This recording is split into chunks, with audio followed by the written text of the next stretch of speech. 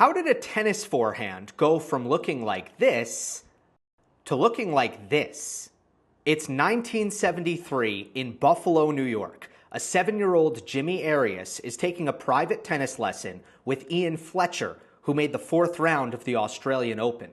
I took the lesson and the guy said, shake hands with a racket, which was kind of a Easternish, maybe even continentally kind of grip. Stand sideways, take the racket back, hit and point your follow through at the target. That was the lesson. My dad's a mathematician. As I said, didn't know anything about tennis. And I come off the court. He's from Spain, so he had an accent. I come off the court and I said, "What'd you think?" And my dad goes, "That's the stupidest thing I ever heard in my life."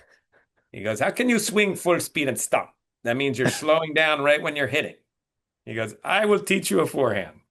So he goes to his desk and he devises the forehand where he said, "I want you to take the racket back with your left hand." So the reason for that is you're turning. Um, the right hand is just going along for the ride. Um, and then he wanted the racket head pointed up as I was taking it back because he wanted it in motion when I'm hitting because he knows that that's momentum.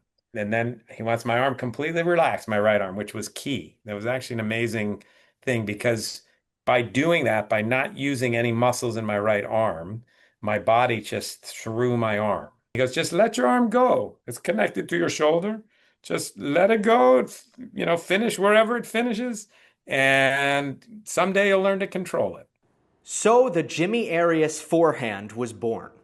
But soon it would become everyone's forehand. Nick Bollettieri became famous and he was in the Hall of Fame because I went to where he was teaching, the Colony Beach and Tennis Resort. There wasn't an academy yet when I went there. He saw my forehand. It was a pretty big tennis operation at the Colony. It had probably 20 coaches. And he sees my forehand. He brings all his coaches over and he goes, "This is the Bollettieri forehand." And he started teaching everybody that stroke. Um, and it was annoying how quickly everybody in the world kind of started doing it.